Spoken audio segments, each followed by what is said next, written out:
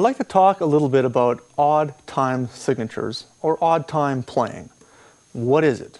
Well, let's start off with common time, which is 4/4. Now, 4/4 time signature is also called common time. Now, the reason it's called common time is most music is written and performed in 4/4, so it's also nicknamed common time. Now, if you ever look at a piece of music in a drum book or a chart, you might see two numbers at the very beginning of the song placed over one another. It might say 4/4. That is called your time signature. Now, what the top number means is that that's the amount of beats that you count. So that top number can be virtually anything realistic. And when I say realistic, going past 21, in my opinion, is a little unrealistic, although I have played a song in 31, 32, but we won't get to that in this video. The bottom number tells us the note value that receives the count. Now what that means is the bottom number has to be either a quarter note. A quarter note is 4, an eighth note is 8, a 16th note is 16, and a 32nd note would be 32. Now you can also have the bottom number as a 2, which is a half note. Okay, we'll get into that a little bit later. But the most common ones you'll see on the bottom would be 4, 8, sometimes 16. The ones that I see most commonly are 4 and 8. So the bottom number cannot be a 7, because there's no such thing as a 7th note. It cannot be a 3 because there's no such thing as a third note. Some people think that the bottom note can be a 3 because of triplets. Nope, not the case. The triplet can be subdivided into 4s or into 8s, but you cannot have the bottom number as a 3. So just keep that in mind. The bottom number has the rule. It's going to be either 2, 4, 8, 16, sometimes 32. So basically, if we look at 4/4 time signature, all we're doing is we're counting 1, 2, 3, 4. Fairly simple, right? So if I decide to slash one beat off of 4/4, I'm now in 3/4. You got it. So as opposed to going 1, 2, 3, 4, I'm now going 1, 2, 3, 1, 2, 3, 1, 2, 3.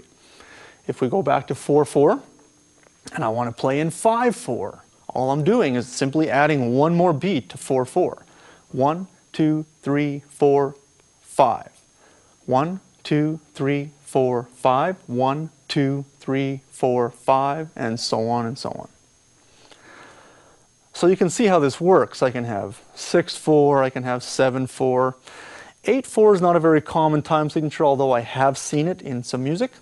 9/4, it's popular. It's getting long because that's a lot of counts, but it's very possible. Okay, so the next thing I want to talk about is something like 6/8 or 7/8. So let's go back to talking about 4/4 for a second. Now, if I'm going to be in 4/4 and I want to count eighth notes in 4/4, 1 and 2 and 3 and 4 and, well, that's actually 8 eighth notes. So that time signature 4/4 could also be 8/8. You'd probably never see that on a chart. That's just way too strange. So 4/4, you can divide both of those numbers. 8 divided by 2 is 4, and then 8 divided by 2 is 4, giving you 4/4.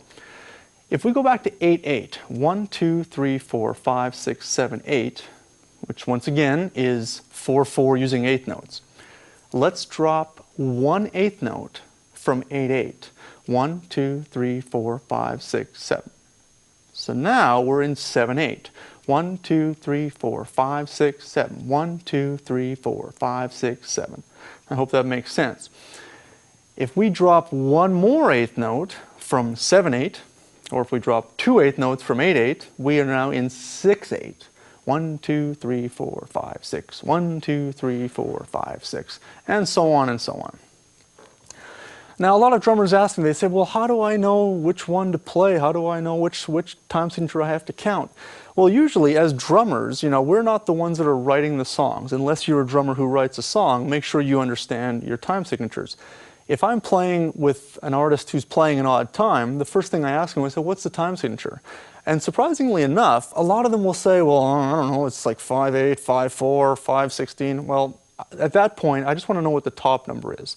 Where is my recycle point? If it's in 5, I may not need to worry about that bottom number unless I'm reading music. That's a big one. But if you're just writing some music with some friends, make sure you know where the starting point of your time signature is. So the bottom number I find is crucially important when you're songwriting and when you're reading. When you're sitting down with some buddies, there's no point in racking your brain going, oh man, is that bottom number a 16? Is it an 8? Is it a 4? Is it a 2? Don't worry about that. That's something later on we can discuss.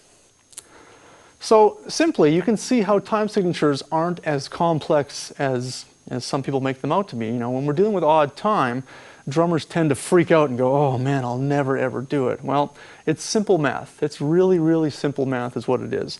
And you know, you can always look at it as, you know, is there a time signature 10/8? Well, I look at it as, well, I can divide both of those numbers by 2 and get 5/4. I'd much rather count only to 5 than all the way up to 10. You see what I'm saying? But if I was in 11/8, can I count both of, or can I divide both of those numbers by 2 evenly? Well, no, I can't, because I'd have 5.5, 4. You can't have 5.5 beats to the quarter note. So in conclusion of this, basically the idea is to really just learn how to feel the pulse. We've got a whole series of examples, different time signatures all the way through these exercises for you to get a feel to really start understanding how odd time is. Now, at first, it's going to feel odd, hence the term odd time. And the key is to really learn where that new starting point is, especially when we play in 5s and we play in 3s and we play in 7s, the real odd numbers. That's where it gets a little strange, but the more you do it, the easier it's going to become. So let's get started with odd time signatures.